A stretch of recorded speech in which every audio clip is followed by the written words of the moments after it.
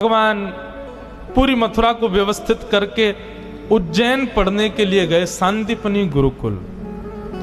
और वहां सांदीपनी उपाध्याय से भगवान ने संपूर्ण वेद अध्ययन किया।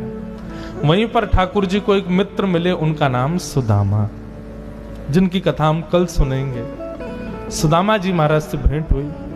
ठाकुर जी लौट करके वापस आए। भगवान का मुंडन हो गया था विद्यालय में।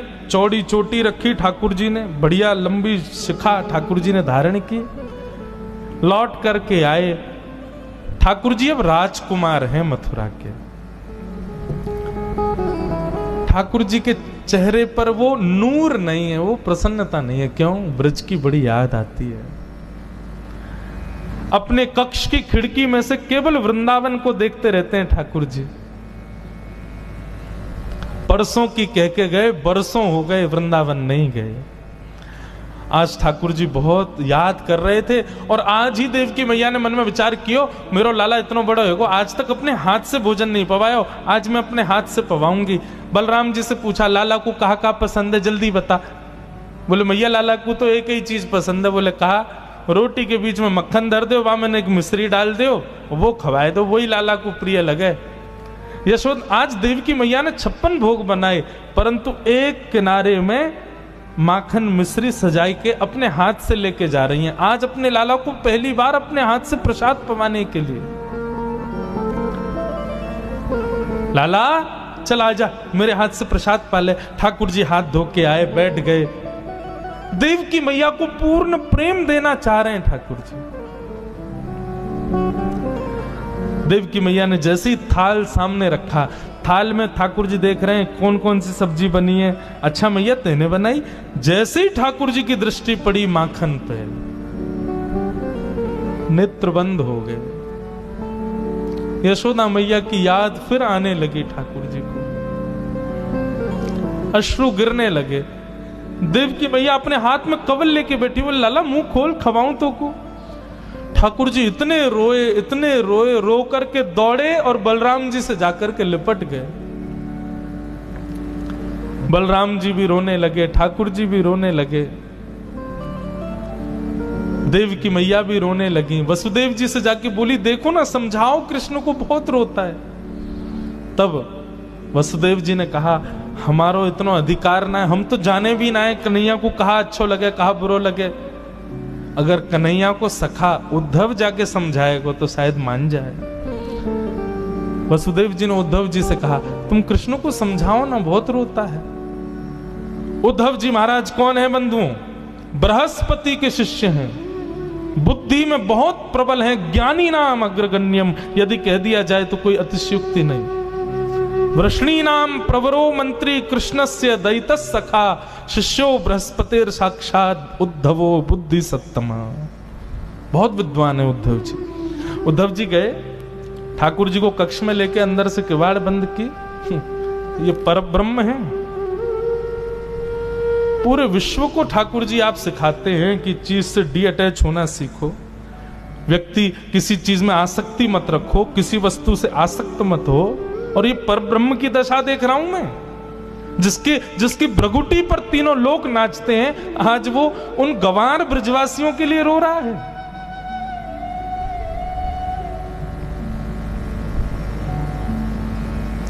ठाकुर जी बोले, उद्धव तुमने कभी प्रेम देखा है अपने जीवन में? उद्धव बोले, अभी अवकाश नहीं मिला, पढ़ने से ही फुर्सत नहीं मिली। बृहस्पति के यहां इतने समय पढ़ता रहा, इन सब चीजों के लिए मुझ पर समय नहीं और ना मैं करना चाहता। भगवान बोले, तो फिर नहीं समझ पाओगे। आसक्ति अलग बात है उद्धव। आसक्ति होती तो वृंदावन दूर नहीं है यहां से, मैं सुबह जाके शाम को आ सकता हूं। आसक्ति होती तो ब्रजवासियों के लिए भी मथुरा दूर नहीं है, वो दिन में 4 बार मुझसे मिलने आ सकते हैं। ये आसक्ति नहीं है, ये प्रेम है। यहां मिलने की भी इच्छा नहीं है, पर स्मृति है, ये आसक्ति नहीं है उद्धव। उद्धव बड़ी बड़ी बातें करने लगा तो भगवान बोले, सुन इधर आ, तुम जाके ये सब जो मुझे समझा रहे हो ये ब्रजवासियों को समझा दोगे? उद्धव बोला, ऐसा समझाऊंगा जीवन में याद नहीं करेंगे आपको। भगवान बोले, तो फिर ठीक है, जाओ। और सुन इधर आ, अपना मोर पंख निकाल के उद्धव के मुकुट में लगा दिया, अपना पटका उतार करके उद्धव को पहना दिया, और चंदन का इत्र जो ठाकुर जी लगाते हैं वो उद्धव को लगा दिया। अब जाओ। बोले ये सब क्यों? बोले क्योंकि इसके बगैर तुम गए ना तो ब्रजवासी तुझे देखेंगे भी नहीं, इसके साथ जा वृंदावन। उद्धव जी महाराज कह के गए। भगवान बोले कब आएगा उद्धव? बोले शाम तक आ जाऊंगा। वो ठीक है, मिलते हैं फिर शाम। 6 महीना बाद लौट के आया उद्धव। 6 महीना तक भूल गया कि मैं वृंदावन में हूं। इसी को उद्धव गोपी संवाद कहते हैं। प्रेम की चरमोत्कृष्ट स्थिति है उद्धव गोपी संवाद। उद्धव जी वृंदावन गए। वृंदावन की स्थिति बंधुओं पता है क्या है? हर दिन, जिस दिन से ठाकुर जी गए, हर दिन ब्रजवासी मथुरा के रास्ते को घेर के बैठ जाते हैं और प्रतीक्षा करते हैं कन्हैया आ रहे होगो, हमारो लाला आ रहे होगो, कृष्ण आ रहे होगो। सुबह से दोपहर, दोपहर से शाम, शाम से जैसी रात है जाए। रोते रोते नंद भवन जाते हैं और कहते हैं यशोदा तेरो लाला आज नहीं आयो, आज भी नहीं आयो। परसों की कह के गए हो, दारी को बरसों बीत गए, अभी तक नहीं आयो। रोज का ये नियम है सब ब्रजवासियों का। बैठ जाते हैं मथुरा के मार्ग पर, लेकिन जाते नहीं है मथुरा। आज जैसे उद्धव जी का रथ आता दिखा, ओहो, रथ देखते ही मानो ब्रजवासियों के प्राण आ गए। सब दौड़ गए, बोले अरे लाला आगो, कन्हैया आगो, हमारो कन्हैया आगो, हमारो श्याम सुंदर आगो, हमारो मधुसूदन आगो। सब दौड़न लगे। बोले हम तो पहले ही जाके मिल लेंगे, लाला को गोदी में उठा लेंगे, लाला को हृदय से लगा लेंगे। ठाकुर जी का सबसे प्रिय मित्र मधुमंगल नेत्रों से आंसू गिर रहे हैं, मेरो कन्हैया आगो, मेरो लाला आगो। श्री दामा ठाकुर जी का दूसरा मित्र एक वृक्ष के नीचे थोड़ी दूर तो दौड़ा, फिर वृक्ष के नीचे बैठ गया। मधुमंगल बोलो अरे तू बैठ क्यों गयो? ठाकुर जी आ गए, हमारो लाला आ गयो, चलना जल्दी। श्री दामा बोलो मैं नहीं जाऊंगा यहाँ के पास, परसों की कह के गए, परसों बाद आ रहा है, आज यहाँ से बातें ही नहीं करूंगा। आन दे याकू, या तो मिलनो ही ना है मोकू, या तो मना कर दियो, मेरे पास नहीं आवे। मधुमंगल बोलो तू है जा नाराज, हम तो जा रहे हैं। श्री दामा को छोड़ सब दौड़ने लगे तो श्री दामा चुपके से देखता है सब ब्रजवासी दौड़ रहे हैं। अरे ये मुझसे पहले लाला को पकड़ लेंगे, मुंह से पहले स्पर्श कर लेंगे, मुंह से पहले गले लगा लेंगे, मुंह को वो सुख नहीं मिलेगा। श्री दामा दौड़न लगो। मधुमंगल बोलो अरे अब क्यों दौड़ रहे हो? तू तो मना कर रहा हो ना, नहीं मिलेगा लाला से, फिर क्यों आ गए हो? श्री दामा बोलो अरे मधुमंगल नाराज बाद में है जाऊंगा, पहले लाला को हृदय से तो लगा लो। इतनी पीड़ा, इतनी वेदना सही है बरसों तक हमने, आज लाला को अंक में तो भर लूं, एक बार गले लगा के फिर रूठ के चलो जाऊंगा, फिर नहीं मिलूंगा ऐसे। रथ बीच रास्ते में ही घेर लिया सब ब्रजवासियों। रथ का पर्दा हटा करके जैसे ही उद्धव जी बाहर आए, ब्रजवासियों ने उद्धव को देखा ही नहीं। ब्रजवासी सब अभी भी रथ के अंदर ही झांक रहे थे कि पर्दे के अभी ये कोई सेनापति आया है, कृष्ण अभी भीतर बैठे होंगे। सब उचक उचक के देख रहे थे। उद्धव जी बोले जय श्री कृष्ण। मधुमंगल श्री राम बोले हाँ भैया जय श्री कृष्ण, किनारे हटना तू, जल्दी खोल, लाला को बुला बाहर। उद्धव बोले और कोई नहीं है रथ में, मैं ही आया हूं, मैं कृष्ण का सखा हूं, मेरा नाम उद्धव है। श्री कृष्ण आप सबको बहुत स्मरण करते हैं, इसलिए उन्होंने मेरे द्वारा आप सबके लिए पत्र भेजा, स्मृति पत्र भेजा। जैसे ब्रजवासियों ने सुना स्मृति पत्र भेजा है,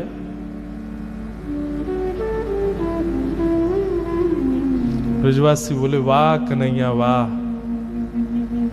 मान गए तेरे प्रेम को।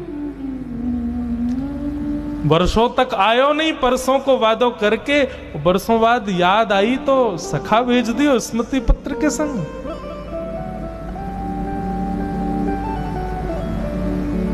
लेकिन अब किससे कहें, उद्धव से क्या कहें ब्रजवासी? मानो मधुमंगल श्रीदामा तो वहीं बैठ गए।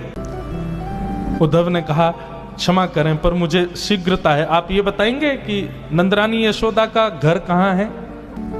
मधुमंगल बोला नदी दिख रही है, इसके किनारे किनारे चले जाओ, इस नदी का जहां उद्गम है ना वही है नंदरानी यशोदा का घर। बोले नदी का उद्गम घर से? नदी तो पहाड़ों से आती है, घर से कौन सी नदी आती है? मधुमंगल बोला तुम नहीं समझोगे। रोज कृष्ण विरह में ब्रज की गोपियां नंदरानी यशोदा आपस में मिलजुल करके कन्हैया की लीलाओं का चिंतन करती हैं, रुदन करती हैं। वर्षों से रो रही उन गोपियों के नेत्रों के अश्रु नदी बन के बह रहे हैं। उद्धव जाओ, इसका उद्गम जाए वही नंद भवन। उद्धव को पहला झटका तो वहीं लगा। उद्धव के विचार में भी नहीं था ऐसा प्रेम होगा ब्रजवासियों का। उद्धव जी महाराज गए, यशोदा मैया से मिले, गोपियां आपस में चर्चा कर रही हैं, उद्धव बैठ करके सुन रहे हैं। कोई गोपी कह रही है कल तो कन्हैया ने मेरी मटकी फोड़ दी। मैंने कही अरे लाला तेने मटकी क्यों फोड़ी? बोले तू नहा के ना आई ना, हमारे तो नवा दियो मैंने। कोई गोपी कुछ बता रही है, कोई गोपी कुछ बता रही है। सबकी बातें उद्धव सुन रहे हैं। सबके बीच में बैठी श्री जी, किशोरी जी, राधा रानी से किसी गोपी ने पूछा, बोले श्री जी हम सबके स्वप्न की बात आप सुन रही हो, आप अपने स्वप्न की भी तो बताओ, आपके स्वप्न में श्याम सुंदर कैसे आते हैं? किशोरी जी मंद मुस्का के बोले तुम बड़ी सौभाग्यशाली हो कि तुमको स्वप्न आता है, क्योंकि तुमको नींद आती है। पर जादना से कन्हैया गयो है, मेरी तो नींद ही वाके संग चली गई, मुझको सपने ही ना आवे। नींद ही ना आवे तो सपनों कैसे आवेगो, और सपनों ना आवे तो तुम्हें बताऊं कैसे? ये सब भाव बैठ करके उद्धव सुन रहा है। तब गोपियों ने एक गीत गाया जिसको भ्रमर गीत कहते हैं। मानो गोपियों को उद्धव दिख गया था कि उद्धव बैठा है, लेकिन सीधे उद्धव से ना कह के एक भौरा उड़ता हुआ आया। तो भौरे को कहते हैं अरे देखो ये काला है, जरूर कृष्ण का मित्र होगा। अब उद्धव को केंद्र में लेकर के गोपियां उस भौरे से बात करती हैं, उसी को भ्रमर गीत कहते हैं। उद्धव जी महाराज गोपियों के चरणों में बैठ करके उनकी प्रेम की चर्चाएं सुन रहे हैं। सुनते सुनते सुनते सुनते 6 महीने बीत गए उद्धव जी को वृंदावन में। और 6 महीने बाद जब स्थिति ये हो गई कि उद्धव जी स्वयं को भी गोपी मानने लगे, स्वयं भी कृष्ण विरह में रुदन करने लगे, तब उद्धव जी को याद आया कि अरे मैं गोपी नहीं हूं, मैं उद्धव हूं। दौड़े मथुरा की ओर, भगवान के कक्ष में पहुंच गए, हाथ पकड़ लिया। उद्धव जी की दशा बिल्कुल बिगड़ चुकी थी। उद्धव जी ने हाथ पकड़ा, बोले चलो मेरे साथ। भगवान बोले उद्धव तुम तो शाम को आ रहा था भाई, 6 महीना बाद लौट के आया है, क्या हुआ? ब्रज में सब ठीक है ना? तू तो कह रहा था ब्रजवासियों को बड़ी शिक्षा दे के आऊंगा, भूल जाएंगे आपको, ऐसा ऐसा बड़ी बड़ी बातें, क्या रहेगा? कहां गया सब? उद्धव घुटनों पे गिर गया, रोने लगा, बोले नाथ क्षमा कर दो, मैंने ज्ञान से श्रेष्ठ कभी किसी को नहीं माना, पर आज मैंने समझा कि जीवन का उद्देश्य तो ये प्रेम है जो ब्रजवासी आपसे करते हैं नाथ। मैं आपसे हाथ जोड़ के प्रार्थना करता हूं, भीख मांगता हूं, मुझे बस एक बात दे दो, एक वचन दे दो। ठाकुर जी बोले क्या चाहिए बता? आप ब्रज से बाहर मत जाओ, नहीं है जरूरत महाभारत युद्ध की, नहीं है जरूरत गीता ज्ञान की, आप कहीं मत जाओ, आप ब्रज में रहो। इन ब्रजवासियों को छोड़ने का आपका अधिकार नहीं है ठाकुर जी, मर जाएंगे आपके विरह में। ये वचन दे दो मुझको, बस आप मत जाओ कहीं, मैं संभाल लूंगा सब, आप रहो वहीं पे। देवकी को मैं संभालूंगा, वसुदेव जी को मैं संभालूंगा, पूरी द्वारिका नगरी मैं बसाऊंगा, सब कार्य आपके जो है सब मैं करूंगा, पर आप इन ब्रजवासियों के पास रहो, आप इनसे दूर मत जाओ। ठाकुर जी ने हृदय से लगा लिया, कस लिया उद्धव को। बोले उद्धव तुझे पता है मैंने तुझे वृंदावन क्यों भेजा? क्योंकि तू ज्ञानी तो बहुत है लेकिन प्रेमी नहीं था, अब तू प्रेमी हो गया। सुन, नेत्र बंद कर। उद्धव जी ने नेत्र बंद किए, वो बोले अब खोल के देख। जैसे ही खोल करके देखा तो पूरा ब्रजमंडल ठाकुर जी के कक्ष में ही बैठा था। मधुमंगल, श्रीदामा, सब गोपियां सब ठाकुर जी के चारों तरफ बैठे थे। उद्धव बोला ये सब क्या हो रहा है नाथ? ठाकुर जी बोले ये सब मुझसे दूर कभी नहीं रहते उद्धव, ब्रज सदा मुझ में बसता है और मैं सदा ब्रज में ही, हम कभी अलग नहीं होते। मुझे क्यों भेजा फिर ब्रज? ठाकुर जी बोले केवल प्रेम सिखाने के लिए। क्योंकि आगे की यात्रा में तू मेरे साथ रहने वाला है। तू ज्ञानी तो बहुत है, प्रेमी नहीं है, इसलिए प्रेम पढ़ाने के लिए। बंधुओं, लोग अर्जुन और उद्धव में यदि मुझसे पूछें कि भगवान का प्रिय कौन, उद्धव। अर्जुन को तो भगवान ने पढ़ाया था महाभारत में, लेकिन उद्धव की ट्यूशन टीचर तो हमारी श्री राधा रानी है, हमारी ब्रज की गोपियां, उन्होंने पढ़ाया, ब्रजवासियों ने सिखाया उद्धव को। अद्भुत है उद्धव। उद्धव के विषय में भगवान कहते हैं वो मैं ही हूं, वो मुझसे अलग नहीं है। यदि कभी तुमको उद्धव मिल जाए तो यही समझना श्री कृष्ण है, उसको प्रणाम कर लेना। और ये बात कब लागू? वृंदावन से आने के बाद उद्धव का वो निर्माण हुआ।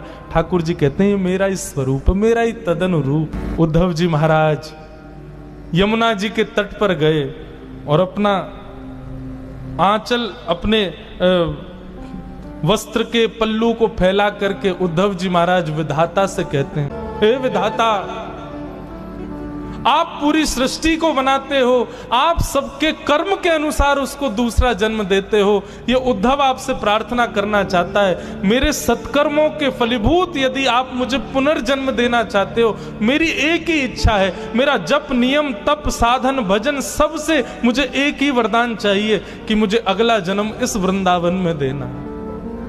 और एक और बात, मुझे मानव मत बनाना, एक वृक्ष बनाना।